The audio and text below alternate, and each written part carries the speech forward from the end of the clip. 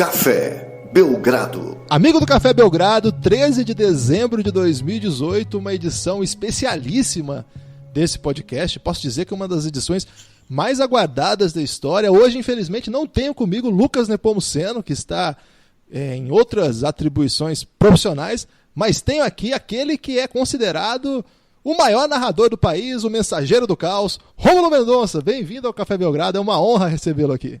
Tudo bem, Guilherme? Prazer participar com você do Café Belgrado, que acompanho há bastante tempo, né? Desde a época que era só um Twitter, antes dessa fase de podcast.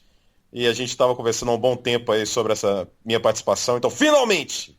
Olha, o Rômulo é um dos maiores divulgadores do Café Belgrado. Acho que não teríamos nem 1% da audiência se não fosse esse apoio aí do Rômulo. De coração, a gente é muito grato ao apoio que você dá pra gente. O Lucas também não está aqui hoje, mas mandou essa mensagem, porque você é um grande camarada mesmo, e a gente sabe da sua carreira. E não vou ficar aqui rasgando seda não, mas você sabe Mas pode ficar tranquilo que eu vou manter esse apoio. Eu não tenho nenhuma pretensão de ser presidente do Café Belgrado. Meu nome não é Leila Pereira.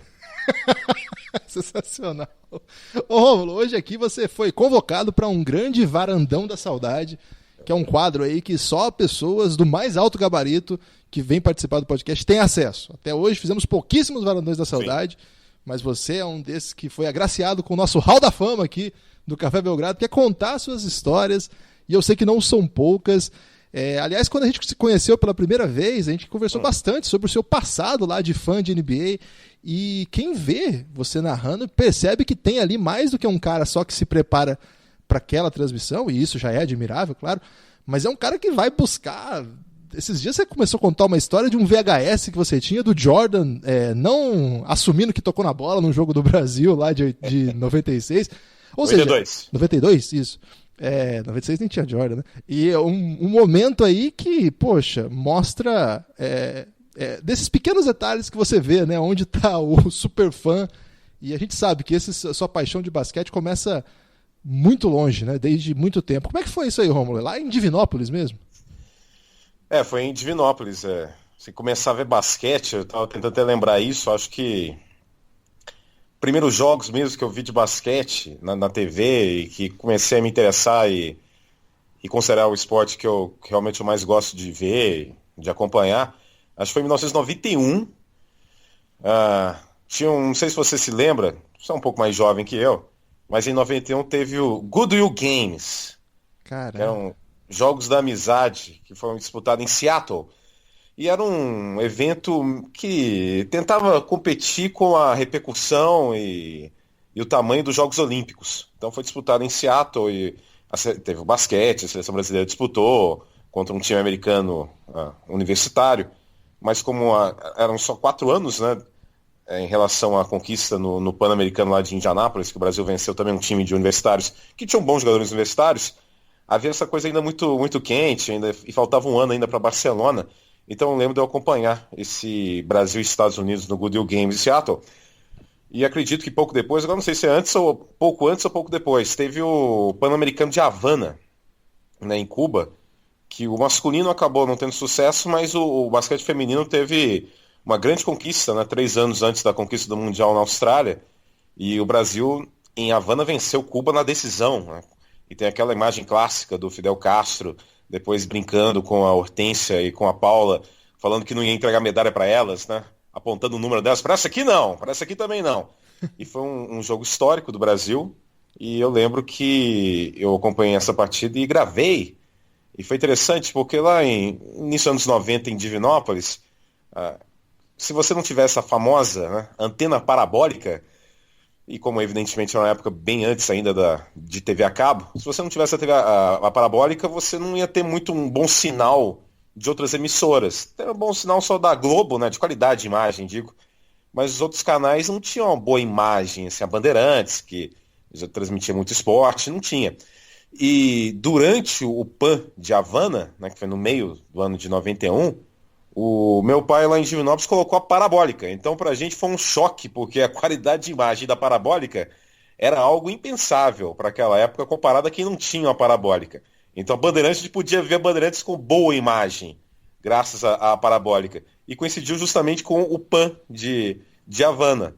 e eu acompanhei bastante o basquete e essa vitória. Então acho que as primeiras transmissões de basquete foram essas de 91. Aí a partir do segundo semestre de 91 é que eu comecei a acompanhar mesmo. Eu só tinha 9 anos, né, mas eu já tinha um videocassete lá em casa e eu comecei a acompanhar e gravar muito NBA Action, que a Bandeirantes passava semanalmente, que ainda é um programa que existe até hoje, que é um programa é um programa institucional da NBA, mas na época era bem marcante acompanhar, porque eram as melhores jogadas da semana, tinham os clipes, né? Tinham os slogans, né, da época que a NBA buscava colocar como uma tendência e conseguiu. Então, acho que foi isso, 91, 92. Eu lembro de eu não me interessar, que era criança e era muito tarde, de não me interessar pela transmissão de Lakers e Bulls nas finais de 91. Absurdo isso, né?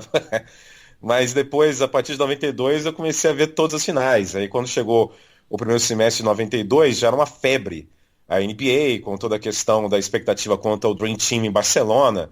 Então eu acompanhei muito aquela temporada que antecedeu os Jogos Olímpicos de Barcelona, gravei os Jogos Finais, até hoje tem uma fita cassete lá com alguns Jogos Finais entre Bulls e Portland, né, 4-2 para o Chicago. E aí em Barcelona foi o ápice, aí foi talvez o grande momento assim, de paixão do esporte, porque eu já tinha conhecido, mas nada vai se comparar àqueles dias de acompanhar o time americano. E por isso que eu lembrei essa questão que você falou do Michael Jordan, né? Porque eu vi tantas vezes esse jogo gravado no videocassete entre Brasil e Estados Unidos na primeira fase, jogo que nem o Magic Johnson jogou, que tinha sofrido um corte, uma coisa assim no jogo anterior, mas eu vi tantas vezes esse jogo que eu lembrava.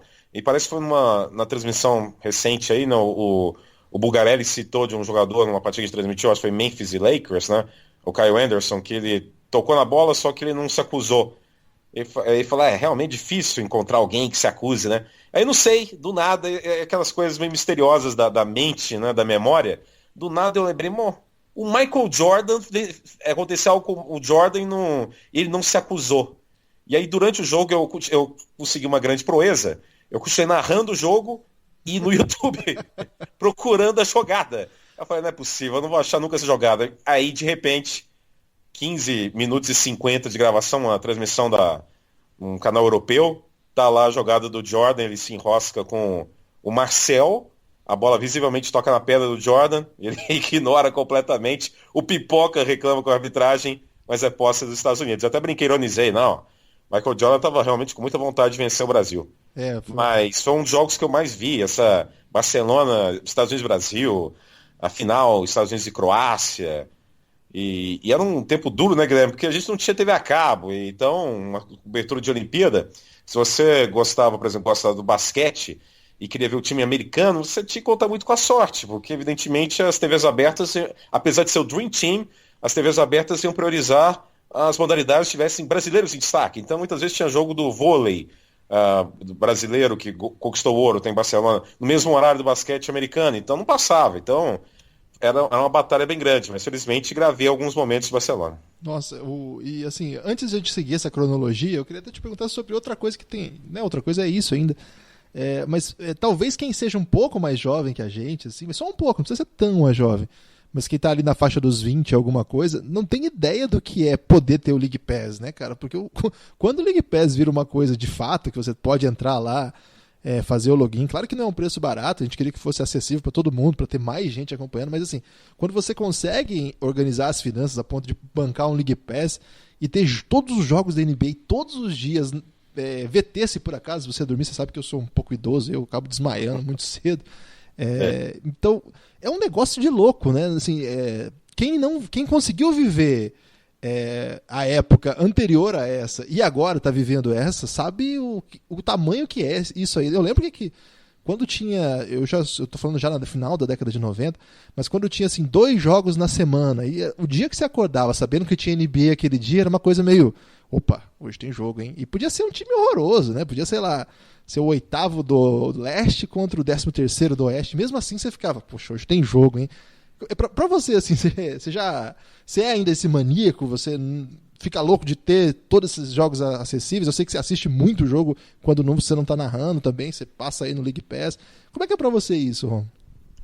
Não, eu assisto muito jogo. Na verdade, admito pra você que é a única liga que eu acompanho mesmo. independentemente se for fazer transmissão ou não, acompanho a NBA diariamente. League Pass é uma coisa maravilhosa. A minha esposa, a Fabiana, até, entre aspas, fica irritada, porque ela enxerga, sabe, a obsessão com a NBA, mas fazer o quê? Ela tem que aguentar. Eu tenho obsessão com a NBA, que é uma coisa que eu, desde criança, acompanho. E você lembrando disso, né, nos anos 90, a situação nossa atual é inimaginável, né, para os anos 90. E principalmente para mim, que eu só fui mesmo ter acesso constante, diário, à TV a cabo, né, em 2001. Então, os meus pais tinham que pagar a faculdade do meu irmão, e também nos anos 90, também a minha educação, e acho que eles também não acreditavam, achavam também que se desse a TV a cabo, eu não teria concentração na escola. Talvez com razão, hein, irmão?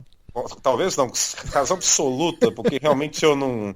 Eu passava de ano, mas eu nunca fui um aluno muito dedicado, não, porque eu acho que eu gostava, o que eu já sabia o que eu gostava, é isso que eu gostava. E se eu me interessava, eu era bem pragmático em relação a isso. Eu não fui um aluno dedicado, não. Nunca fui reprovado em absolutamente nada aí nos anos 90, mas certamente isso deve ter irritado muitos professores, né?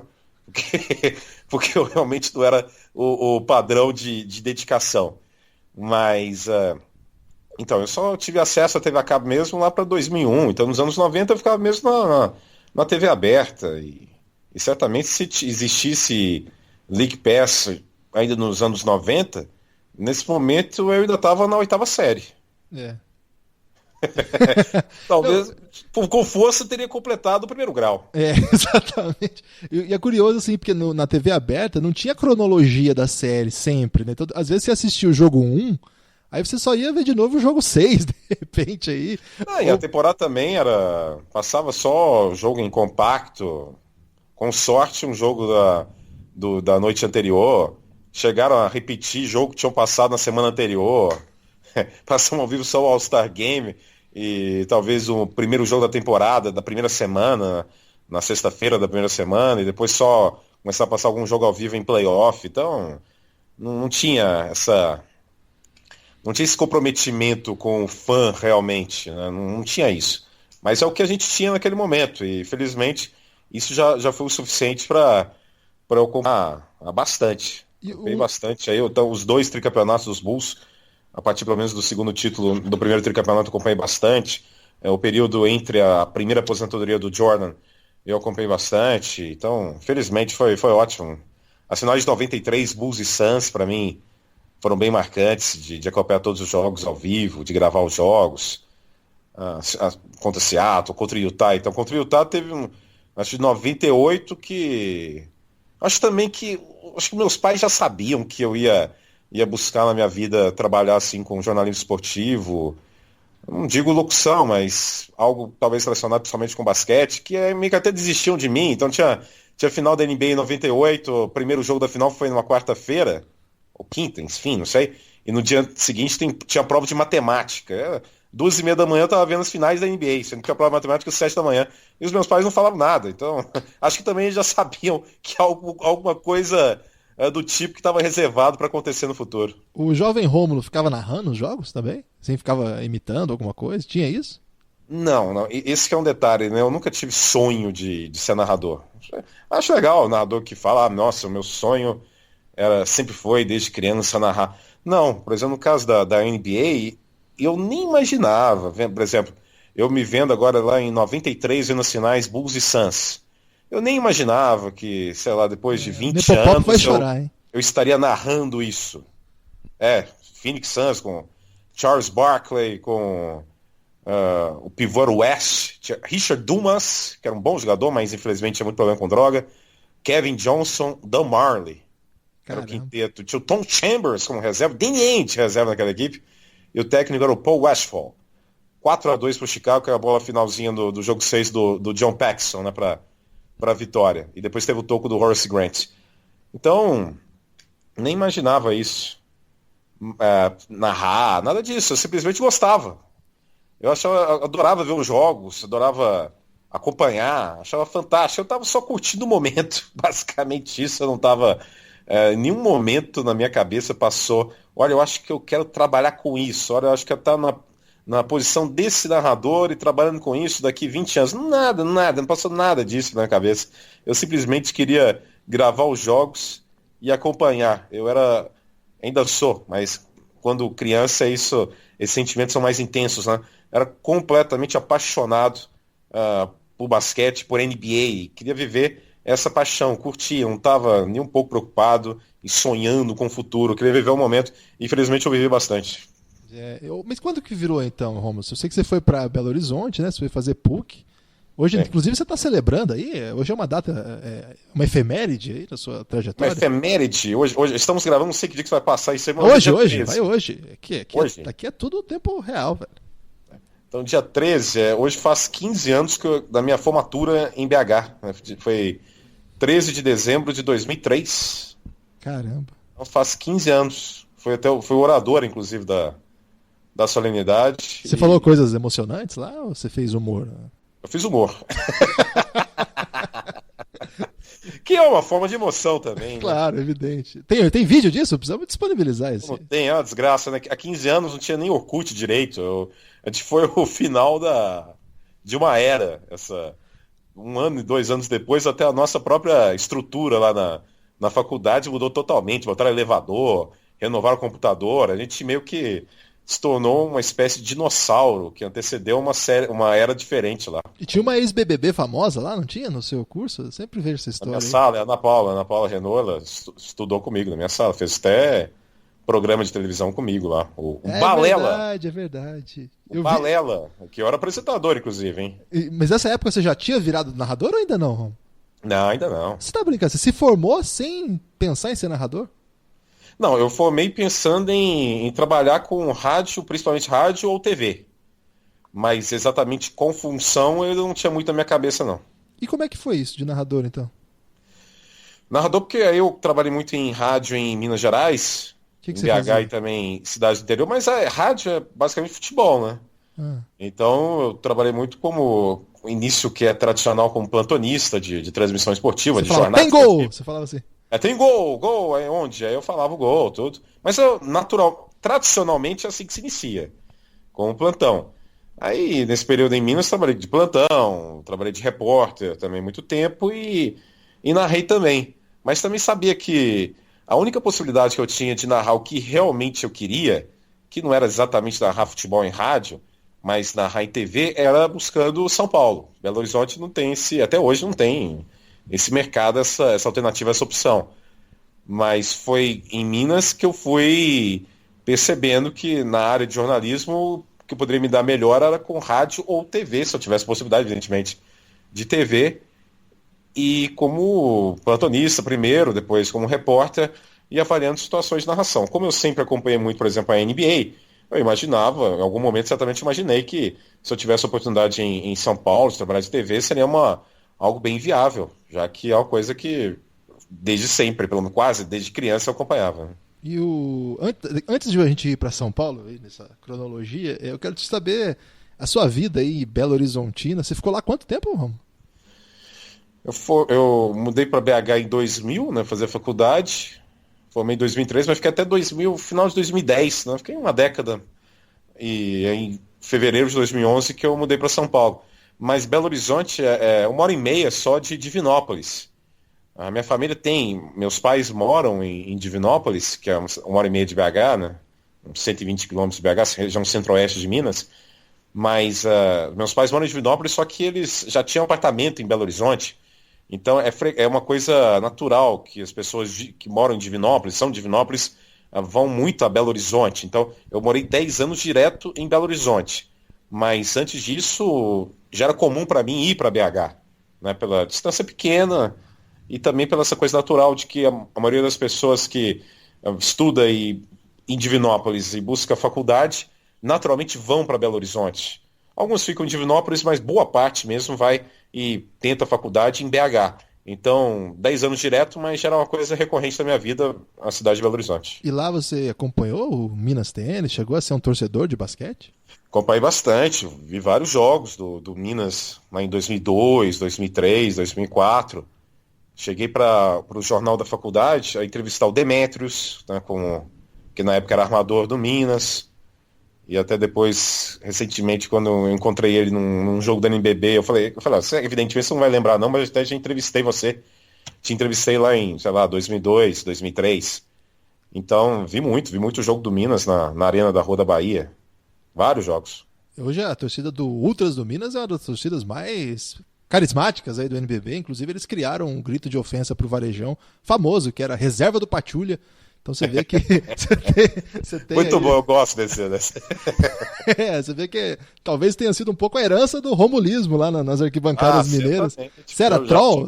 Você xingava? Eu provocava. Não vou falar nomes não, mas já provoquei vários lá. Conta um episódio aí, sem citar o ofendido. Não, não posso. Tem um que inclusive, ele, ano passado ele me viu. Eu fui ver um jogo do NBB, ele me abraçou, falou, adoro essas transmissões. Falei, eu não imagino que eu já gritei pra ele lá pro 2002, 2003, né? Que o cara, eu esperei um silêncio e soltei, porque eu não gritava palavrão, mas eu era daqueles corneteiros, também não era totalmente corneteiro, eu não cornetava o tempo inteiro, não. Eu era um corneteiro seletivo, então se eu conhecia um cara que sabia, cirúrgico, se eu sabia alguma coisa, uma história dele, de algum momento, de alguma competição, eu pegava aquilo e falava aquilo, e ponto. Sem usar palavrão, nada. Mas teve um desse caso aí que esperei um silêncio, falei, o cara virou e ficou olhando pra minha cara. Foi uma ação muito intimista. Mas já fiz muito, mas sem fazer palavrão, nada de baixaria não, mas só pra dar aquela provocada. Mas nada além disso. Esse é o time no NBB, o Minas, hoje, ou você já foi paulistano junto com a sua esposa? Não tem. Eu gosto muito do paulistano, as pessoas tratam muito bem no paulistano quando eu vou. A Fabiana adora ir lá, também gosto, e é pertinho de casa também. A time não. Por exemplo, quando teve o Jogo das Estrelas no ano passado, né, no Ibirapuera, e eu ganhei o ingresso, mas eu não fui pra área VIP, sabe? Tem a área VIP lá dos cartolas, dirigentes, eu não fui para essa área. Eu ganhei o ingresso e fiquei com a Fabiana tranquilo, num cantinho, acompanhando os eventos no domingo no Ibirapuera. Aí, sem problema nenhum isso, inclusive, até eu prefiro, para falar a verdade. Aí, de repente, um moço veio na minha direção e falou, não, acompanho muito as suas transmissões, faço questão que você vá comigo aqui para a área VIP. E era o presidente do basquete cearense, acho que é o presidente CEO. O Thales. Aí eu mudei, ele mudou, ele pegou meu ingresso, trocou para outro ingresso. Eu olhei para a Fabiana, você quer ir? Eu falei, tá, eu quero. Aí fui te dou e fui até lá. Então ele foi tão simpático comigo, porque eu tava quietinho lá, não tava nenhum problema e mantenho contato com ele, já achava o trabalho muito legal, né? Toda essa dificuldade que tem no Nordeste, né? De estrutura, de conseguir verba, de competir, e o trabalho do basquete cearense, esse ginásio que eu não conheço ainda, né, mas é um ginásio tão extraordinário, né, o Centro de Formação Olímpica.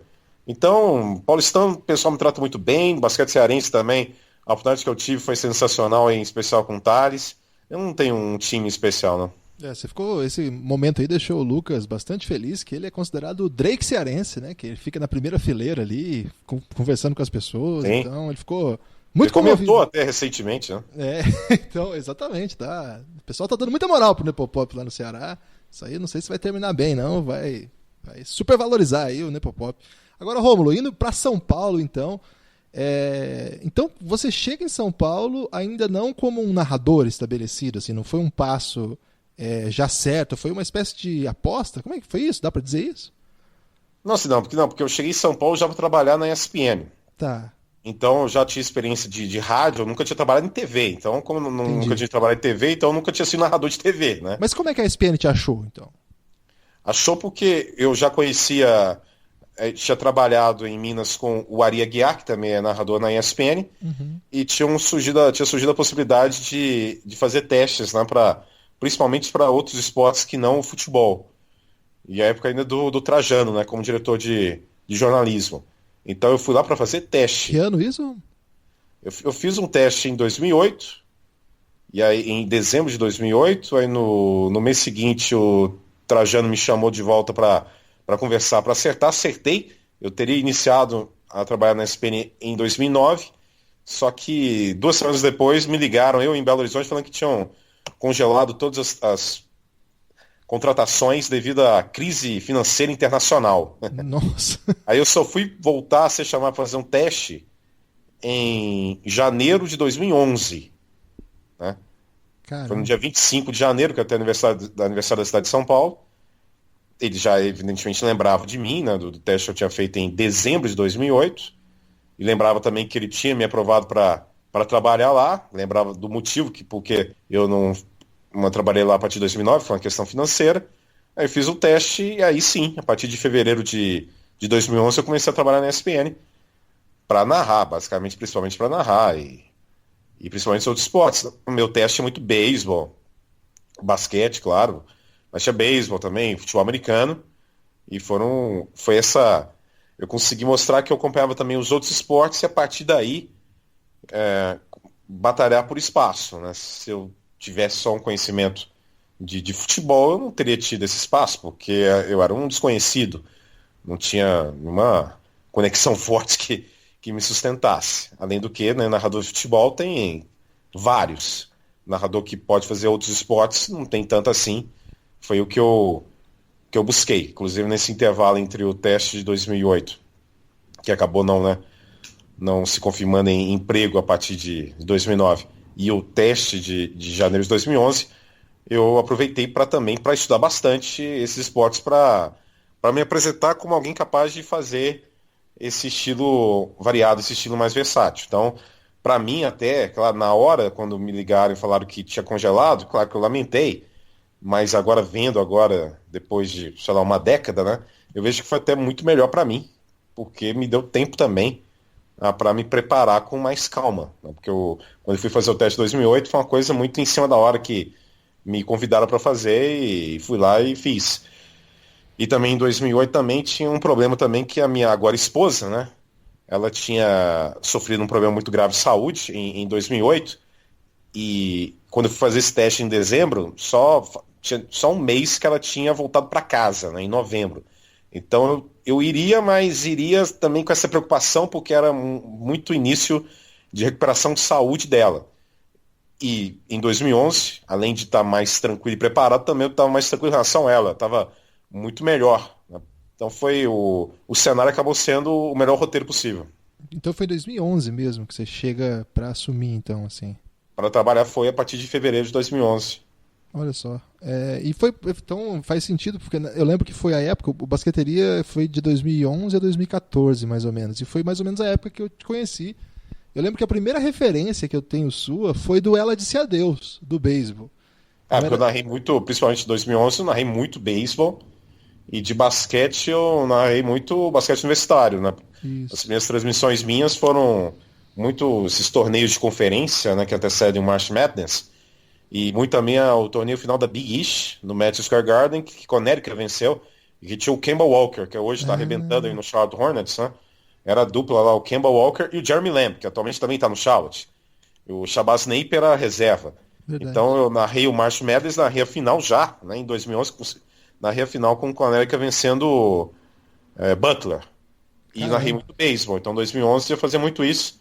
Acho que em 2011, eu não lembro, talvez eu tenha narrado uma NBA assim lá em dezembro, mas que eu me lembro, a primeira NBA que eu narrei foi no Carnaval de 2011, mas um jogo que não passou ao vivo, passou na noite.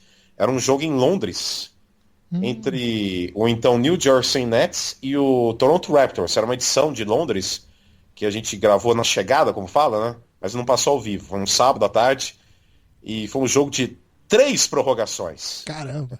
Eu nem lembro quem ganhou, pra falar a verdade, se foi Toronto ou Nets. Eu não sou muito bom de lembrar isso não. Mas sei que foram 3 prorrogações e foi o primeiro jogo de NBA que eu narrei ao lado do Agra. Caramba. E no ano seguinte tem a Olimpíada, né? Aí eu tenho memórias mais vivas, assim, das suas... Vai lembrar também que em 2011 eu narrei muito também compactos ainda tinha Euroliga na ESPN. Ah, nem lembrava disso. E eu narrei muitos jogos, assim, que não eram... Poucos eram ao vivo, a maioria gravava, assim, meio-dia da sexta-feira algum jogo que aconteceu na quinta. Então, em 2011, o basquete era isso. Muito universitário, uma Euroliga... E NBA quase nenhuma. E é muito ruim de audiência a Euroliga, Romulo? Por isso que não passa em lugar nenhum mais? Eu não sei se o valor é alto também. Infelizmente, o pessoal quer saber mesmo de investimento em futebol, né? Mas eu entendo que faz uma falta danada, né? Seria muito legal ter também a Euroliga.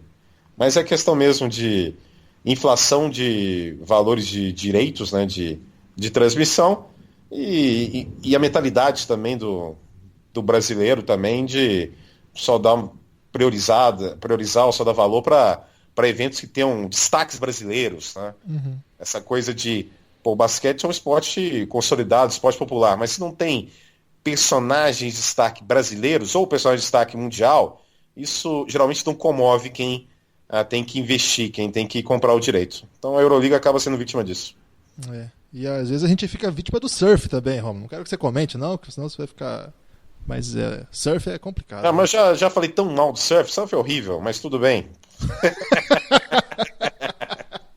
Agora, eu lembro que em 2012, Rômulo, você chegou a fazer jogo da Olimpíada junto com o Vlamir, né? E isso aí deve ser uma experiência do caramba para aquele fã de basquete das antigas, que conhece a história do esporte, que é viciado. E aí, eu me lembro bem desse dia que eu estava acompanhando, acho que era um jogo Iugoslávia. Era Sérvia contra Croácia. Era algum jogo assim que tinha bastante peso ligado. Eu acho que teve um que eu narrei, foi Espanha e Rússia. Teve isso também. E eu lembro que você que narrou junto com o Vlamir, assim, o Vlamir ficou meio impressionado. Ele falou assim, rapaz, você entende bastante de basquete. Você lembra disso aí ou não? Não, o Vlamir é sempre simpático com todo mundo, mas eu acredito que ele foi bem sincero aí, porque eu acompanho mesmo. Eu faço esse parênteses da simpatia constante tem o Vlamir, com qualquer narrador que ele trabalhe, do mais experiente até ao debutante, mas eu acompanho. E na Olimpíada de Londres eu tinha 1 ano e meio só de ESPN, então eu pegava aquele turno começava 4, 5 da manhã e até meio-dia. Então, narrei muito remo, essas coisas assim. Narrei até final do badminton, essas coisas mais exóticas. E torcia para a cada dia, porque durante a Olimpíada, na escala de transmissão em canal esportivo durante a Olimpíada é uma loucura. Então tinha sempre na atualização para o dia seguinte e sempre torcia para pintar, né? Sobrar um basquete para eu narrar. Então sobraram alguns basquetes para narrar assim das 6 da manhã, das 7 da manhã. Então aproveitei isso. O meu horário da Olimpíada era esse, das 4 até meio-dia. Foi bom pela experiência inédita, né, de narrar Jogos Olímpicos, mas foi uma escala pesada de alguém que estava começando. E 4 anos depois você foi vítima do seu próprio sucesso, porque aí você teve não, porque foi uma grande experiência, imagina, mas você acabou indo, porque já era um narrador consolidado, com bastante gente respeitando, acompanhou toda a transmissão de tudo do vôlei, né? Você ficou todos os dias no ginásio do vôlei, não deu nem pra ver um basquetinho? Não, deu não. Eu fiz um mundial de vôlei masculino e feminino durante a Olimpíada, no Maracanãzinho. Mas foi. Tinha alguns horários que tinha tempo, mas era no Maracanãzinho, né? Não era no Centro Olímpico, na Barra. E aí, sinceramente, é claro que eu adoraria ter visto alguma coisa do basquete em loco, mas na hora lá eu estava tão concentrado em fazer o que eu tinha que fazer, e o que eu tinha que fazer era narrar vôlei, que aí eu falei, não, no futuro eu vejo alguma coisa de basquete em Olimpíada em algum momento da minha vida, seja profissionalmente ou não. Nesse momento aqui eu tenho que me concentrar na minha escala. Então eu ficava concentrado unicamente no vôlei. Eu consegui ser bem pragmático em relação a isso, não me arrependo. Eu acho que eu tinha que ter feito isso mesmo, tinha que ter me concentrado, porque também o deslocamento ia ser muito longo, ir e voltar, e horário, e preparação, e era muito desgastante, eu tinha que me descansar também para o dia seguinte, então acho que eu fiz o certo. E é possível dizer, Rômulo, que assim, ali eu percebo, assim, essa época eu já estava acompanhando bem de perto sua trajetória, você vinha assim numa ascensão, mas a impressão que eu tenho é que aquele ouro olímpico foi estranho, porque o time masculino que estava super bem cotado, o feminino que estava super bem cotado, e o masculino começou meio claudicante, e aí há uma reviravolta na campanha, o time decola, e o Brasil, assim, acompanhou pela sua voz o ouro olímpico, e foi um negócio fora de série, assim, eu imagino que aquilo ali mudou você de patamar, no sentido de toda hora eu estava vendo você no Trend Topic do Twitter, todo mundo falando das suas piadas, suas referências, Você virou um ícone cult dali para o ícone pop durante a Olimpíada ali. Como é que foi isso mesmo, André? Quem olha de fora vê assim, mas quem está vivendo isso foi mais ou menos nessa linha? Não, foi sim. Não há um evento maior que Jogos Olímpicos, né? Então, ter tido a oportunidade de narrar também um esporte que é tradicional no país, com a seleção brasileira conquistando ouro, e a outra não conquistou, mas era uma candidata, foi um roteiro perfeito nesse caso, né? Então, foi realmente marcante. E eu tava no vôlei, né? Assim, evidentemente que eu acompanho desde criança basquete, vôlei eu não acompanhava. Então, eu estudei muito para isso, e era interessante, né, que do Maracanãzinho, eu tava no terreno de amantes do vôlei. Então, andava lá com a Ana Moser, com o Maurício, também nas minhas transmissões foi fundamental a participação e comentários e reportagens do Maurício Jaú, né? Mas tinha o Maurício, né, ex-levantador também, a Ana. E na primeira semana, eles que eram ovacionados, né? Eu nunca fui, evidentemente, ovacionado, mas era interessante perceber, à medida que os dias passavam, que as transmissões passavam, que as pessoas me paravam, né? Também, no terreno do vôlei, né? Que nunca foi o meu terreno. E isso foi uma coisa que foi crescendo, né? Assim, rede social era uma coisa meio assustadora durante os Jogos Olímpicos, que era legal que tinha aquela coisa da expectativa da transmissão à noite, né? Porque o Brasil, tanto feminino quanto masculino, quase que toda a Olimpíada jogou às 10 da noite, então tinha aquela expectativa da transmissão. E eu, sinceramente, eu pensei, olha, eu tenho que fazer do meu jeito. Eu vou me preparar intensamente no tempo que eu tive, né, para preparar, que foi curto, para fazer o vôlei, mas vou ver vários jogos na internet, vou gravar jogos na televisão para acompanhar a narração do vôlei, perceber quais são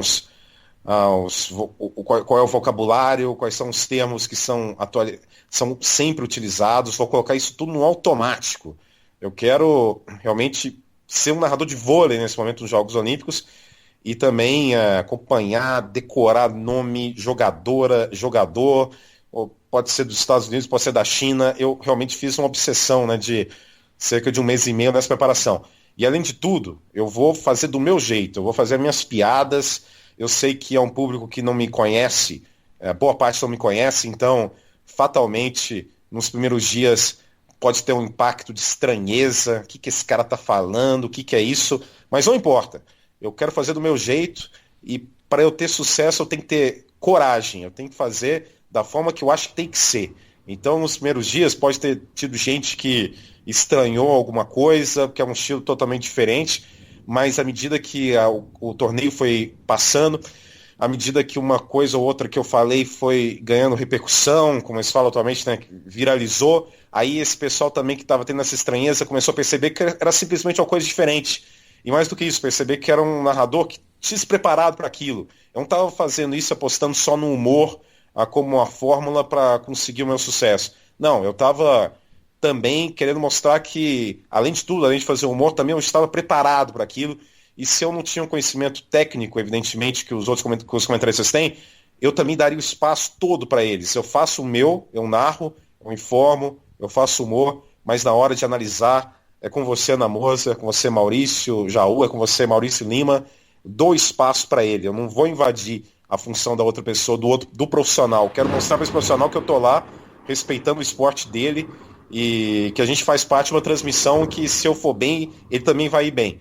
Então, tive coragem para fazer do meu jeito e, felizmente, deu certo. É um período que me dá muito orgulho e satisfação, porque eu venci realmente um desafio e foi extraordinário, é marcante, é inesquecível. Jogos Olímpicos do Rio de Janeiro. Eu lembro do Uma Deusa, Uma Louca, Uma Feitiçova. Eu lembro Fantástico. do Vai Caçar Pokémon em Osasco. Sim.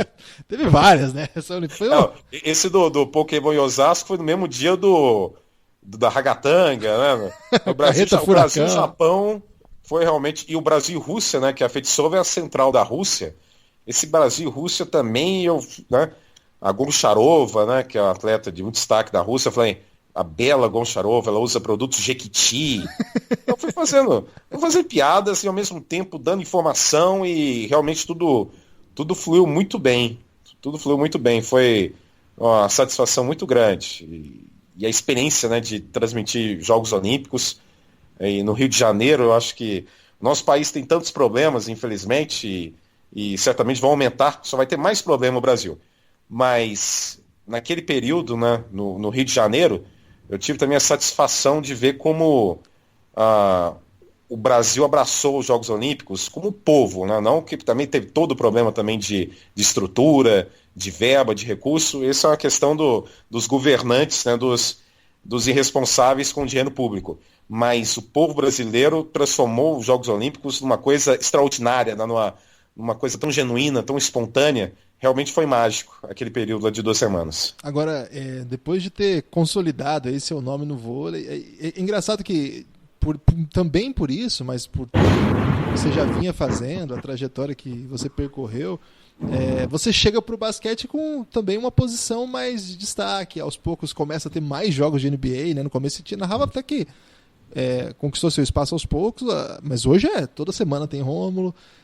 Nos últimos playoffs você foi aos Estados Unidos, né?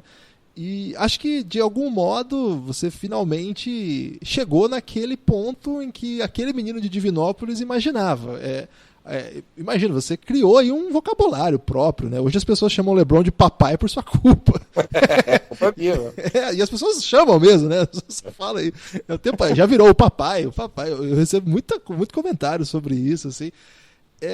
Como é que é, Romulo? Você hoje é um trendsetter, para usar um inglês desnecessário aí, que não é minha especialidade. Inglês desnecessário, realmente sempre maravilhoso, né? Como é que é, Romulo? Agora você dá o vocabulário aí do que tá rolando.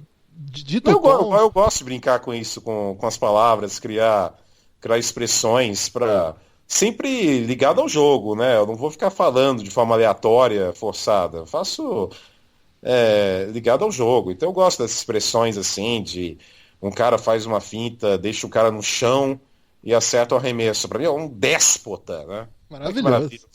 Isso em expressões. Acho que falta muito isso em transmissão esportiva no Brasil. Falta essa coisa de brincar com as palavras, ser inventivo. Acho que muitas vezes as coisas aqui no Brasil são muito conservadoras. Uma tendência que eu acho muito chato atualmente na imprensa esportiva é narrador que puxa saco de time, de clube, sabe? Fica tentando enaltecer demais, de forma forçada, só para receber elogio em rede social. Eu acho que isso é muito pequeno. Eu busco formas diferentes de ressaltar o que é o destaque, quem é o protagonista, uma grande jogada, chamar atenção de outra forma. Então, e no basquete, como a gente tem falado bastante aqui, é um esporte que eu acompanho há tanto tempo, aí é a forma ideal, né, para eu conseguir fazer isso. Eu gosto de buscar expressões. E acho interessante que tem essa coisa das pessoas falarem coisas que eu falo. Isso aí é uma satisfação bem legal. Que bom, porque é uma coisa que eu faço para puro divertimento. Se eu estou me divertindo, ainda consigo divertir as pessoas que estão acompanhando, se as pessoas acompanham mais por causa da narração, aí então tá tudo perfeito. Tem algo? Quais são os seus favoritos aí desses que você utiliza? Não é bem bordão, né? Às vezes é um conceito, né? Mais complexo do que um bordão ali. Tipo não é bordão, são expressões. É porque as pessoas tentam rotular, né? Rotular uma forma como se isso já estivesse sendo aplicado. Mas não. São formas diferentes de manifestar de um relato, né? Uma narração. Eu não tenho assim preferido, mas eu gosto de criar expressões que resumam situações. Então, um incendiário, um facínora, um vândalo, um déspota, uma enterrada brutal, uma enterrada opressora, e eu vou buscando expressões diferentes. Mas se eu não estudar e não me preparar para cada transmissão, isso aí ficaria vazio. Mas quando acontece, aliado ao estudo, acho que é a melhor forma de fazer. Acho que eu tenho que renovar. É claro que isso não se renova a cada jogo, não. As coisas se consolidam. Se aposenta alguns, né? Sim, mas aos poucos outras coisas vão surgindo. Aí uma coisa que eu já usei muito, eu deixo usar um pouco, para dar mais espaço para outra. Não tem como a cada jogo, né? Ele fala as mesmas coisas. Não tem como, né? É como se fosse assim, tem uma validade de uma temporada, e depois as coisas vão naturalmente surgindo outras formas de expressar. E isso que eu busco. diversificar, mas diversificando a cada temporada, renovando. Nunca terra arrasada, parei, não posso fazer mais isso aqui, vou fazer de uma forma totalmente diferente com novas expressões. Isso é impossível.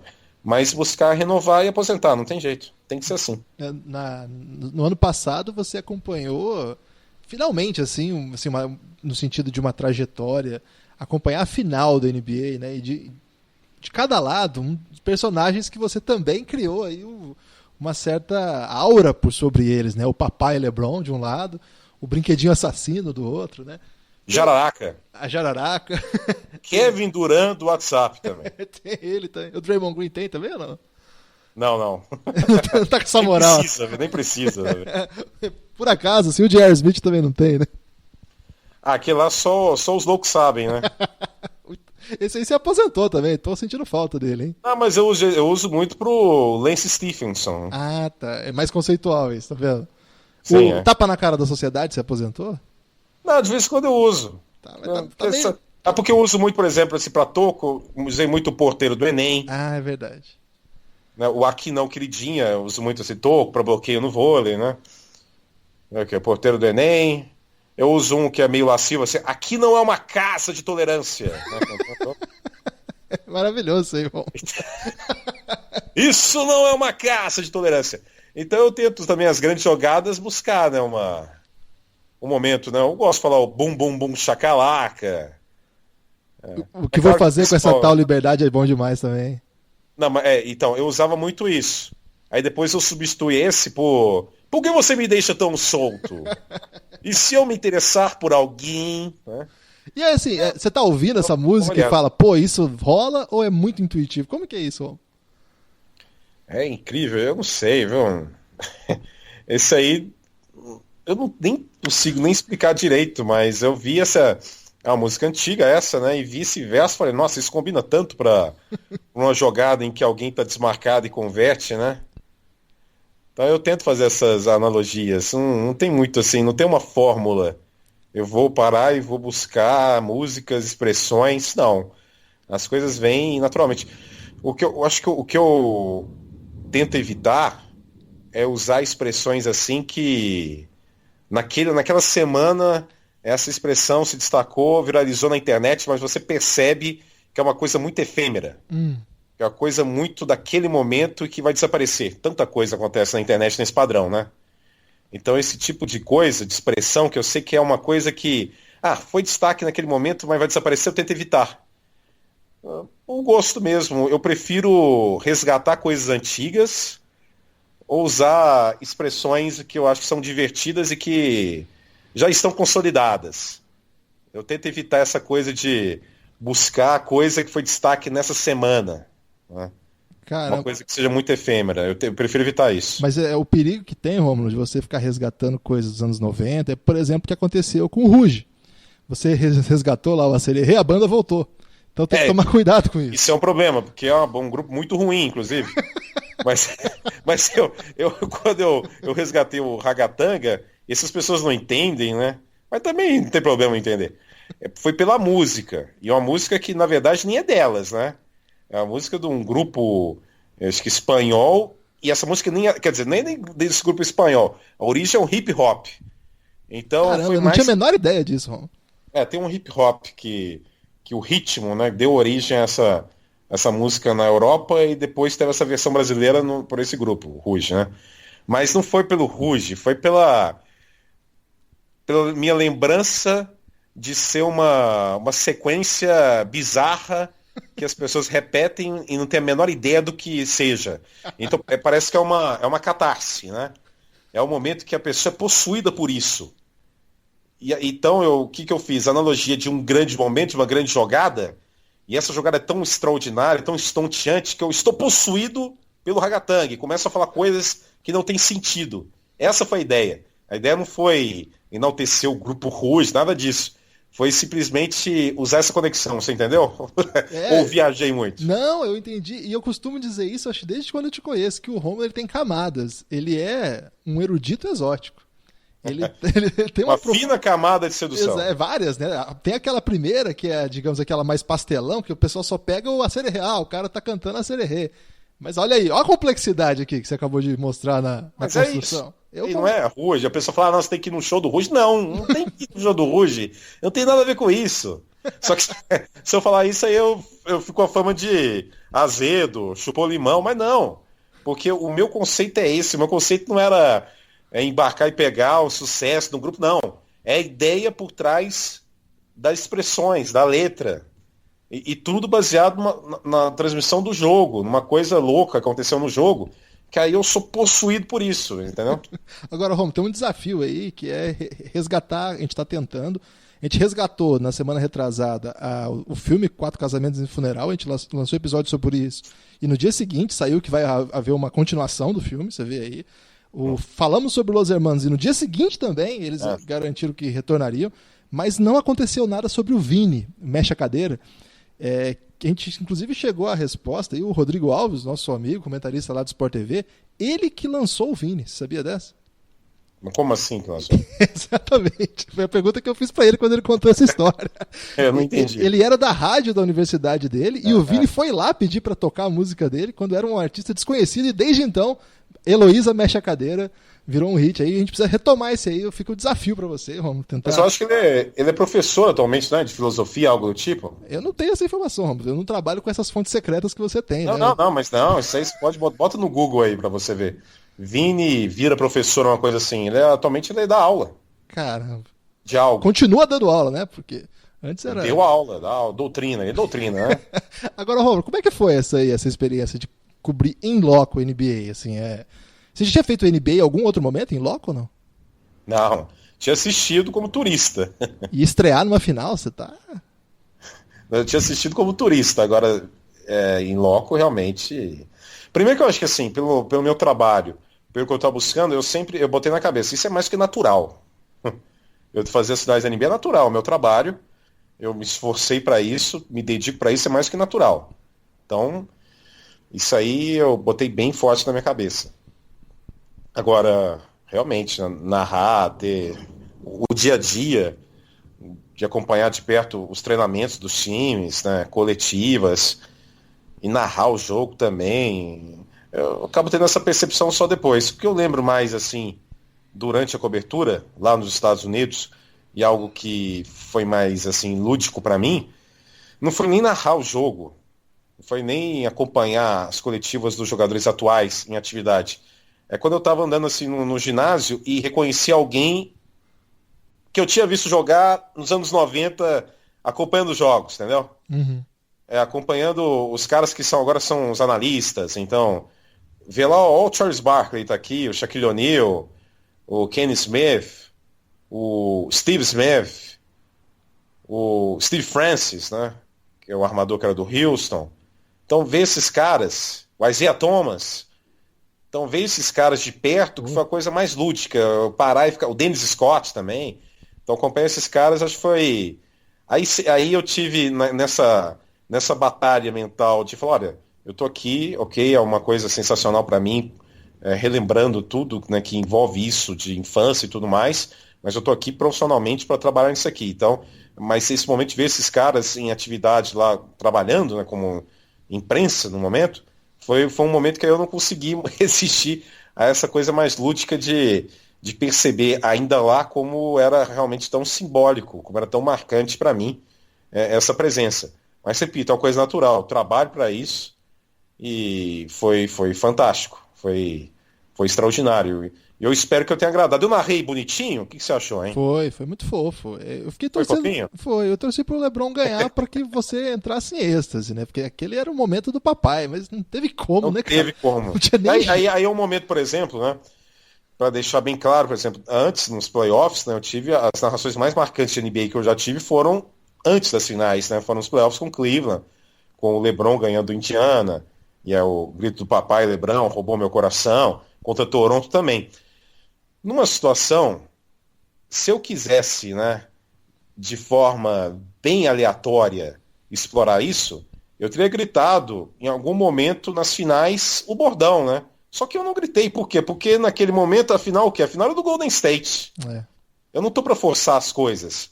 Eu gritei isso do LeBron porque ele decidiu os jogos, porque ele foi dominante. Ele teve bons momentos nas finais. mas não suficiente para fazer isso. E gritar por gritar, usar expressões só para usar expressões para aparecer, isso não é o meu estilo. Então nas finais eu não gritei isso, porque não cabia. Se ele tivesse arrebentado, York arrebentou, fez jogo de 50 pontos. Mas foi num jogo que o Cleveland, depois na prorrogação, né, teve o caso do J.R. Smith, e a prorrogação foi um colapso e o Golden State venceu. E o restante da série foi o Stephen Curry arrebentando. Aí eu gritei muito pro Curry, né, o brinquedo de assassino, o tss da cobra. Aí teve o Kevin Durant.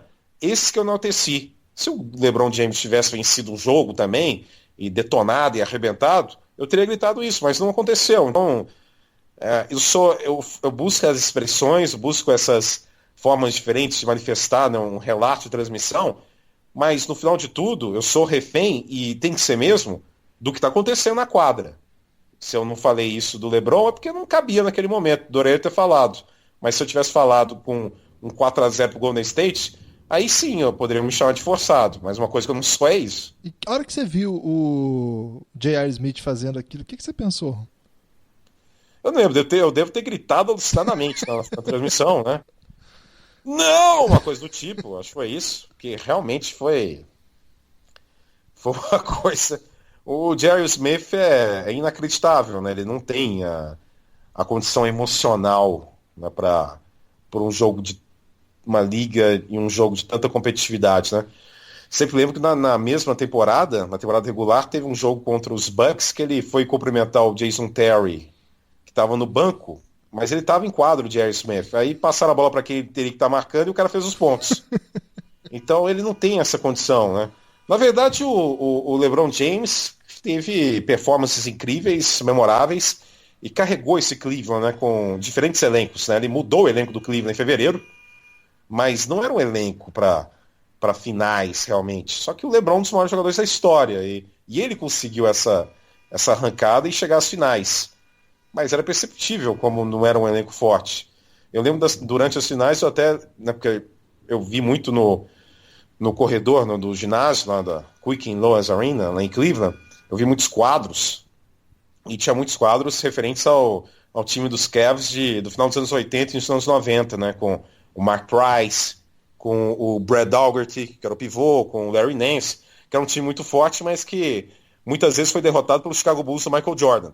Mas aquela equipe, com alguns caras, e junto com o LeBron, seria um Cleveland muito superior, né? Como elenco, como grupo, aquele time do Cleveland era superior a esse time que chegou nas finais da temporada passada. Então era um movimento todo fruto da genialidade do LeBron James. E eu percebi também que a cidade de Cleveland sabia disso, notoriamente, e também quando eu narrei o jogo 4 das finais e o LeBron foi substituído, ficou latente que aquele momento era o momento de despedida do LeBron no Cleveland, e também ficou claro que não havia mais um sentimento de raiva, né, do torcedor do Cleveland quanto à inevitável nova saída do LeBron. Havia só um sentimento já de nostalgia, né, de saudade e de respeito pelo que o LeBron representou. Claro que, evidentemente, tudo isso graças ao título que ele conquistou em 2016, permitiu esse legado e permitiu essa tolerância. Mas já havia esse respeito. Então eu também fico feliz de ter, primeiro, tirado a foto em frente àquele painel que não existe mais, né? Então eu consegui, no apagar das luzes, tirar a foto em frente ao painel do LeBron James em Cleveland. E depois ter narrado e ter presenciado o último jogo do LeBron com o uniforme dos Cavaliers e ter acompanhado os aplausos e toda essa comoção. Eu tive sorte. Eu tive muita sorte. E, ô Rômulo, você tem algum time da NBA que você gosta mais? Tinha ou depois deixou de ter? Tem alguma coisa nesse sentido? Não, o que eu tinha, assim, que eu gostava, mas não chega a torcer, mas eu gostava do Seattle Supersonics. Acha? Então, inclusive, quando voltar, que eu espero que volte... Você já falou isso em algum lugar, que você gostava Já falei. Não lembro disso. Mas, quando voltar a ter o Seattle Supersonics, um desejo que eu tenho é viajar e ver jogo do Seattle em loco. Né, acompanhar o Seattle. Então, eu gostava do Seattle, achava fantástico o show lá do Shaw Kemp, do Gary Payton, Detlef Schrempf também. Então eu gostava do Seattle, achava que era um time muito carismático, né? Eu gostava muito do Shaw Kemp, que até foi meio melancólico o final de carreira dele, quando ele estava, né, problema com drogas, e voltou pesado já na época do Cleveland, depois no Orlando. Mas quem viu o Shaw Kemp no Seattle Supersonics era um show inacreditável, assim, de de jogadores, se me der uma lista assim, qual você acha o jogador que dava mais show em quadra? Show, não tô falando que é o melhor, né? Evidentemente o melhor é o Michael Jordan. Mas de show em quadra, de espetáculo, na minha cabeça sempre vem primeiro Shawn Kemp. Eu sou muito fã do Shawn Kemp. Então, sempre quando me perguntam isso, eu gosto de lembrar do Seattle, porque eu acho um absurdo. Eu acho absurdo não existir o Seattle Supersonics, ter ido para Oklahoma, mudado de nome. Eu acho que é uma franquia tão carismática que tem que voltar. Nosso medo é que o cara do Suns vá pra lá, viu, Roma? A gente tá muito preocupado aí com o Lucas, porque ele andou falando que vai mudar o time de lugar aí, se continuar nessa. E o Seattle... não, espero que não, porque o Phoenix Suns também é pura tradição, né? Pô. Quer dizer, não tem título, mas tem tradição. Mas é uma dinastia. É uma dinastia sem título, Romulo. Sim. O time de 93 lá do Charles Barkley era muito legal de acompanhar. É um time muito legal. Então, do Nash também, né? Nash também do Nash, também, 2 MVPs. Então, e é legal que o time de 93 era o novo, né? Porque era o Barkley chegando e já disputando finais, perdendo para os Bulls, mas era ginásio novo, era uniforme novo, logo novo, era um Phoenix Suns realmente remodelado naquela época. E depois, como você lembrou bem aí, o Steve Nash, fantástico. Mas eu espero que volte o Seattle. Inclusive, eu ganhei, ano passado, eu ganhei a camisa do Seattle Supersonics, aquela verde, das finais de 96. Eu tenho essa camisa. Pô. Foi até o pessoal da NBA Brasil que me deu, o Sami. Sami Weissman, da NBA Brasil, que me deu. Perguntou pra mim qual time que você torce. Eu não torço pra ninguém, não, mas eu gostava do Seattle Supersonics. Aí ganhei um uniforme, acho bem legal.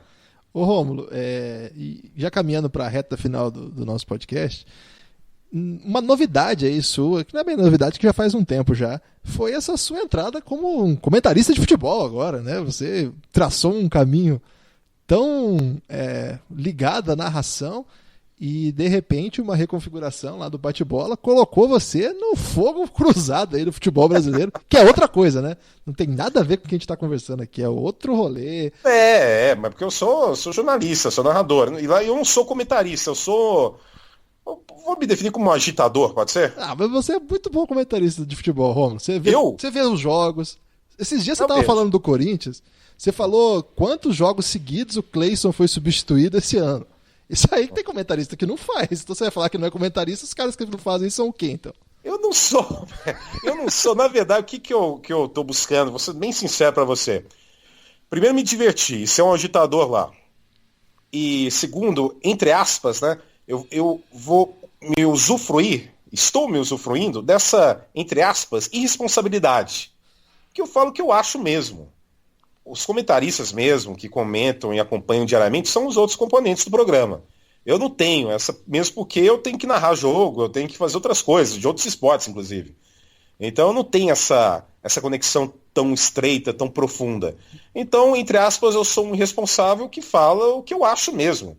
E, sinceramente, e é bom também, essa experiência, é bom também para eu ter a convicção de que eu tenho que falar o que eu acho mesmo, porque, sinceramente, sem ser preconceituoso, mas um percentual gigantesco das pessoas que acompanham realmente intensamente esses programas de debate de futebol, elas são movidas pelo famoso clubismo. Então, se você fala alguma coisa contra o clube que essa pessoa torce, essa pessoa não tem nenhum pingo de razão, ela vai ofender, tem muita ofensa, tem muita crítica, só que felizmente eu desenvolvi um método que eu não tô nem aí para isso. Eu não tô nem aí para isso, então eu sou muito xingado, mas eu não tô nem aí, porque eu não sou comentarista e se eu for lá para condicionar a minha opinião ao que essas pessoas acham, então é melhor nem ir lá, sinceramente. Então, quando eu falo que eu acho a Copa Sul-Americana uma piada, eu acho mesmo. Porque o meu conceito de esporte é outro.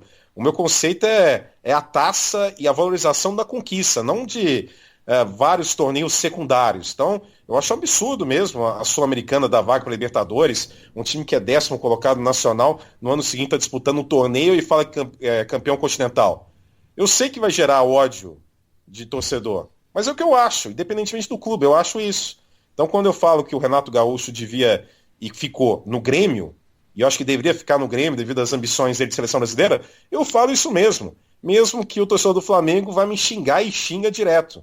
Então, eu tô usufruindo dessa, entre aspas, irresponsabilidade de não ser comentarista, mas de ser uma pessoa que pode falar o que acha, de forma sincera, sem me preocupar em condicionar a minha opinião para ter o carinho de alguém que eu nem conheço pessoalmente.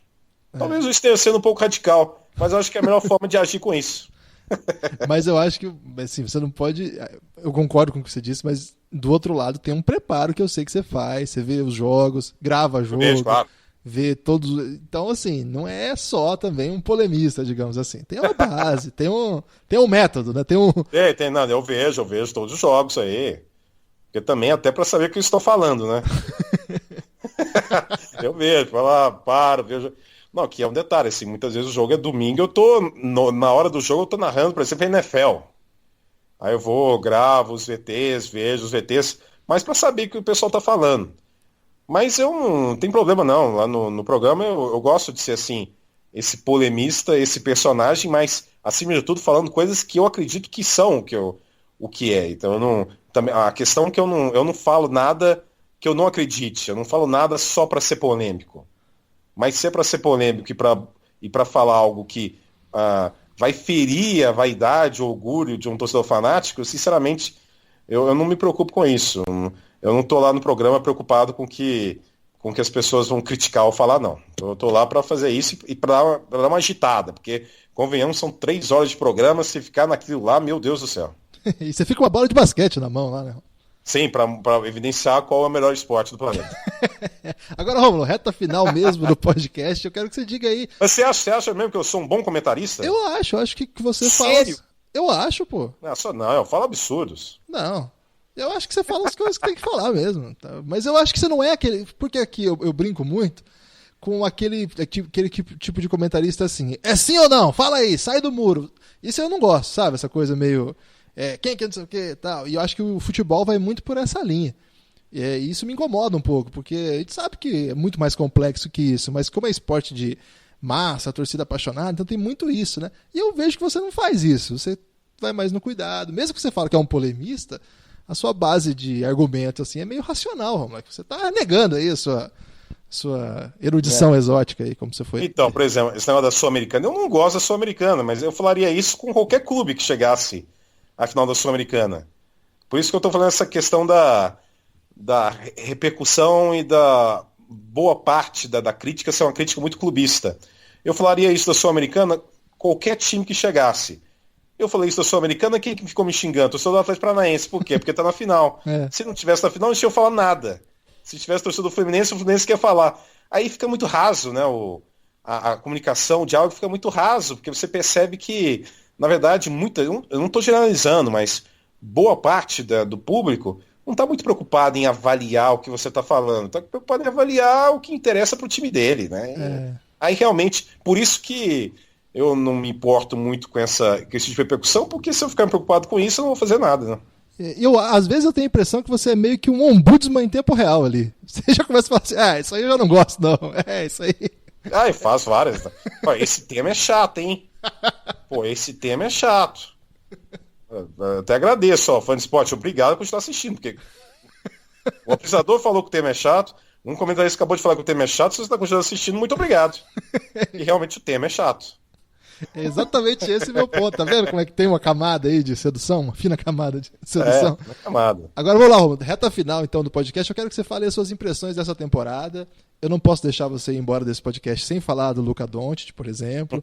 Eu quero que você me diga aí o que você tá achando do que você tá vendo, tá animado, tá achando que essa é mais uma daquelas temporadas de pegar fogo nos playoffs, ou tá meio morno? Como é que você tá vendo de modo geral aí? Não, se eu vejo naturalmente com a saída do LeBron do leste ficou uma situação bem aberta, né? Achei impressionante a força que representa o Kawhi, mas também mesmo sem o Kawhi o Toronto jogando muito forte. Acho que umas grandes notícias para a competitividade da liga foi essa troca, né? O DeRozan indo para San Antonio, o Kawhi indo para Toronto, porque o DeRozan é um ótimo jogador, mas não havia mais condição dele ser uma referência nos Raptors. O Toronto precisava de algo novo, precisava de mudança.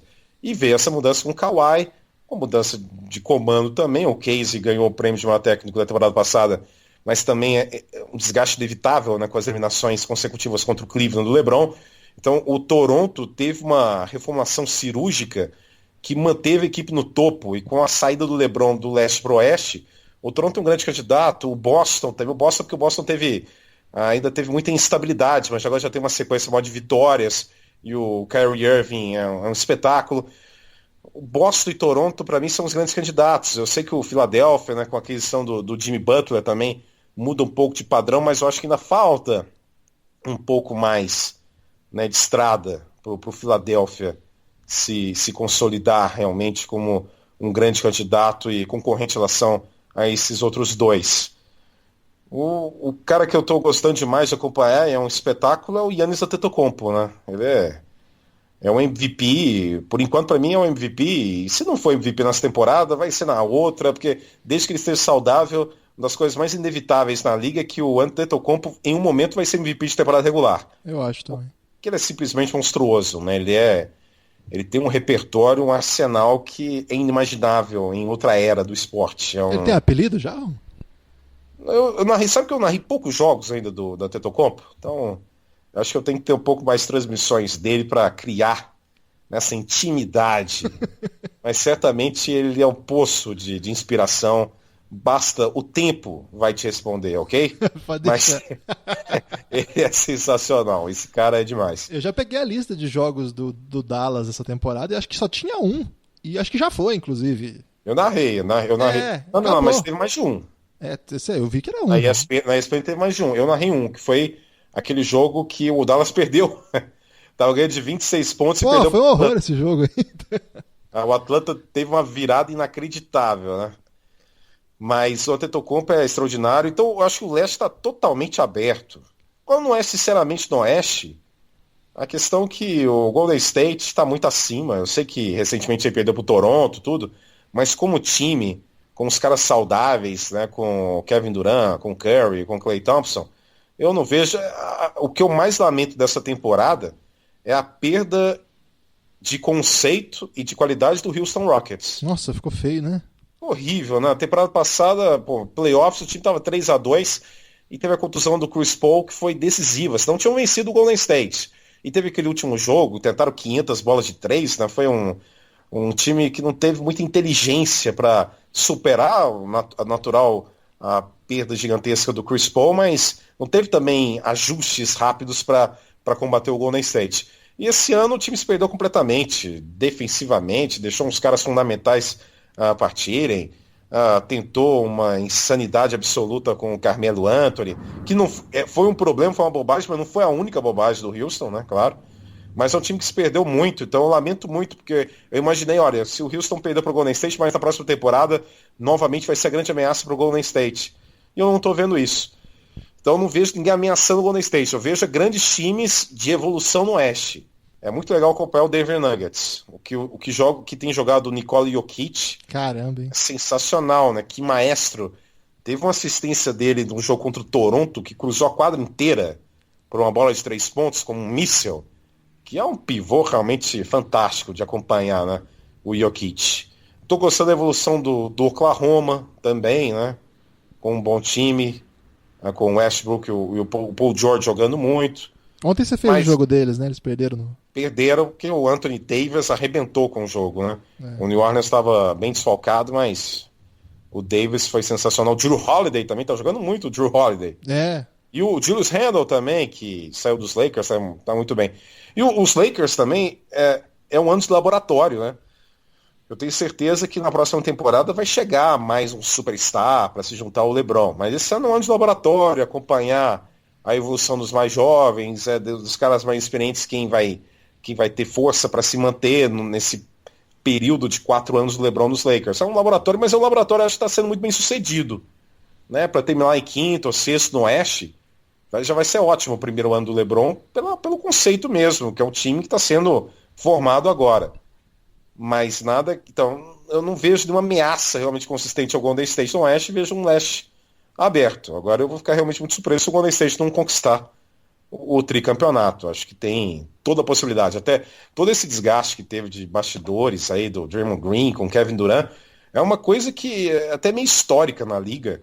um time que conquista 2 títulos e vai em busca do tricampeonato, em outras ocasiões aconteceu a mesma coisa, de desgaste, de queda de desempenho em temporada regular, de atritos nos bastidores. O Chicago Bulls foi assim na temporada 92-93, tanto é que nas finais Bulls e Suns, o Phoenix que tinha vantagem de quadra, o Phoenix tinha tido uma melhor campanha. O Charles Barkley foi MVP naquele ano. No segundo tricampeonato dos Bulls também, em 98, o MVP da temporada regular foi o Karl Malone.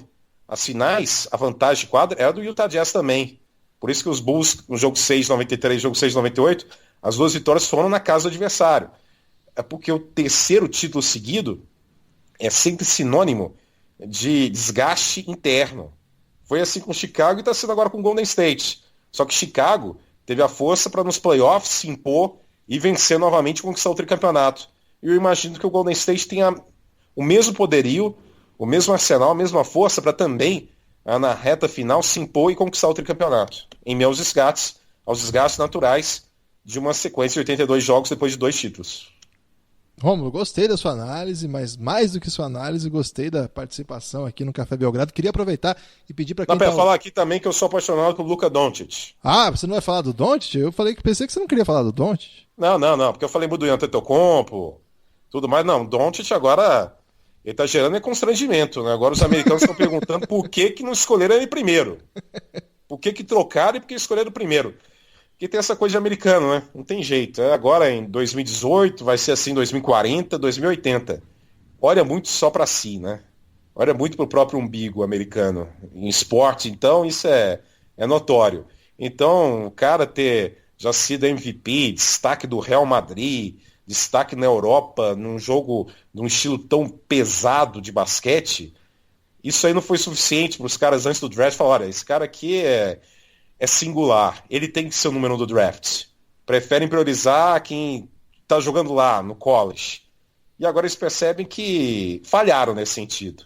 Que tinham que ter tido essa autocrítica um pouco antes e percebido que ter jogado o que esse cara jogou no Real Madrid e ser o que ele foi como referência no Real Madrid representava muito mais do que destaques no college basketball. Acho que é bom até para o Luka Doncic estar dando uma injeção aí de humildade e de autocrítica que muitos analistas norte-americanos precisam. Ele tem que ganhar uma expressão muito especial, Romulo. Então você trabalha aí com carinho nessa pesquisa aí laboratorial de desenvolvimento de expressões. Eu sei que ele gosta de uma lasanha. Chegado, né? Mas sensacional. E eu gostei muito. E essa troca também foi ótima, né? Porque é muito melhor vê-lo no Dallas do que no Atlanta. Apesar de ser tarde, hein, cara? Se fosse Atlanta, era cedinho. Ah, não, sim, mas como time... Eu sei que tem uns loucos lá no Dallas, mas só do Doncic estar diariamente podendo ter um contato, por exemplo, com o Dirk Nowitzki, como referência, né? Eu tenho certeza que no futuro ele vai destacar como um dos grandes fatores fundamentais para ele se adaptar rápido ao basquete americano foi ter tido o prazer de ter um contato direto com o Dirk Nowitzki. Então acho que essa conexão aí com o Dallas acabou sendo a melhor para ele.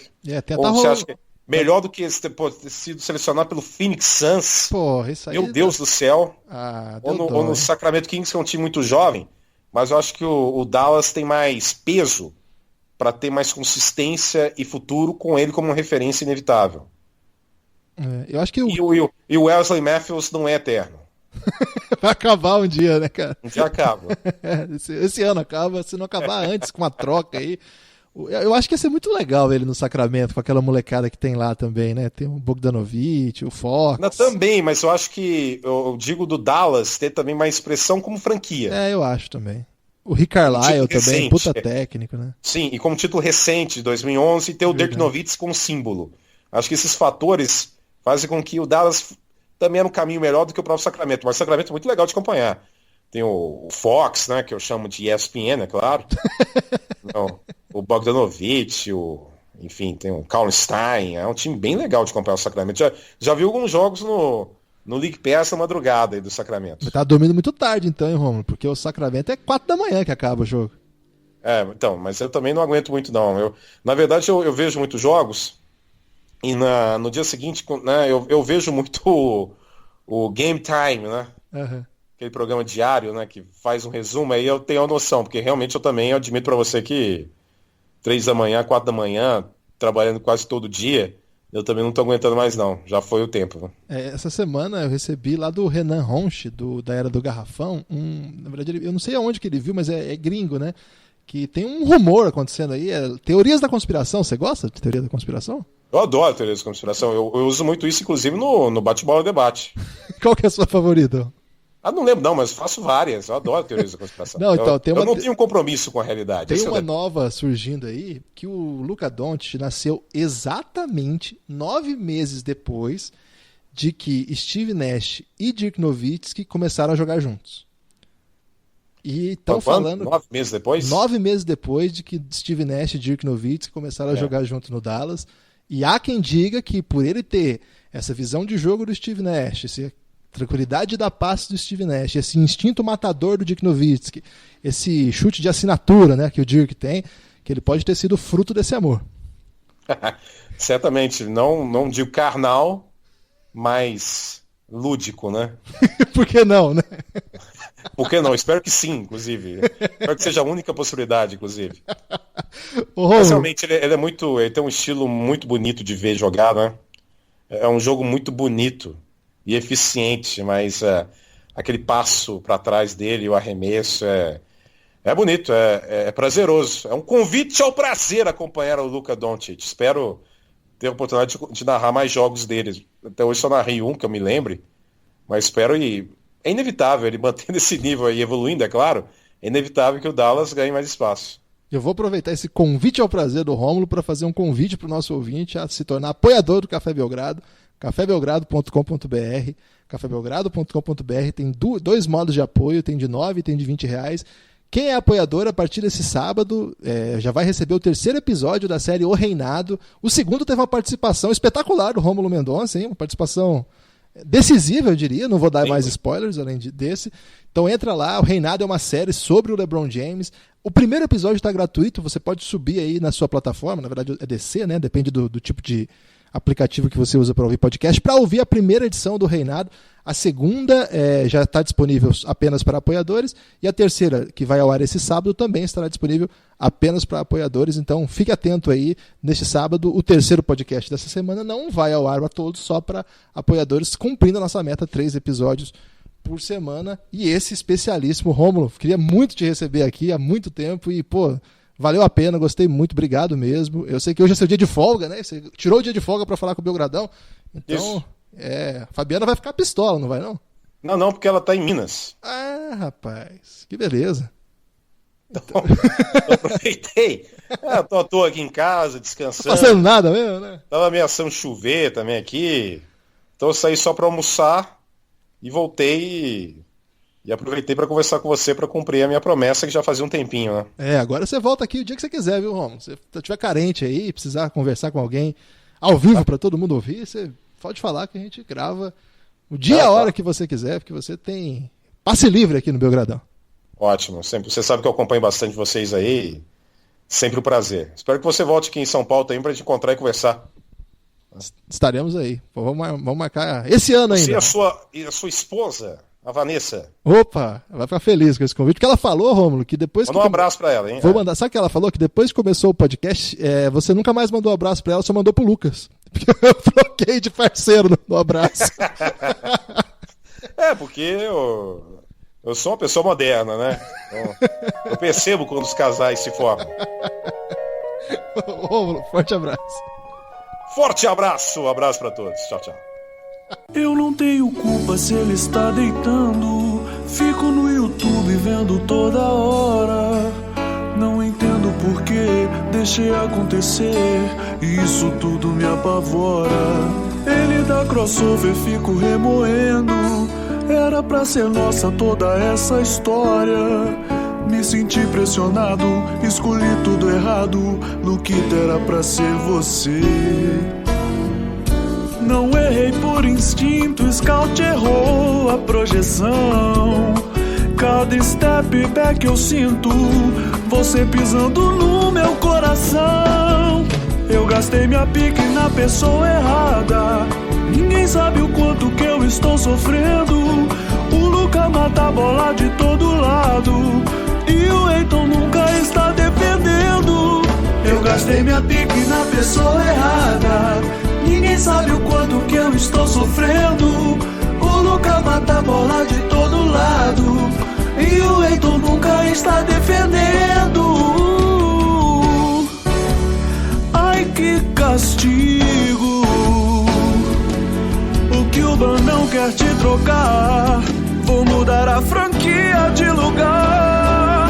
Eu gastei minha pique na pessoa errada. Ninguém sabe o quanto que eu estou sofrendo. O Luca mata a bola de todo lado e o Heitor nunca está defendendo. Eu gastei minha pique na pessoa errada. Ninguém sabe o quanto que eu estou sofrendo. O Luca mata a bola de todo lado e o Heitor nunca está defendendo.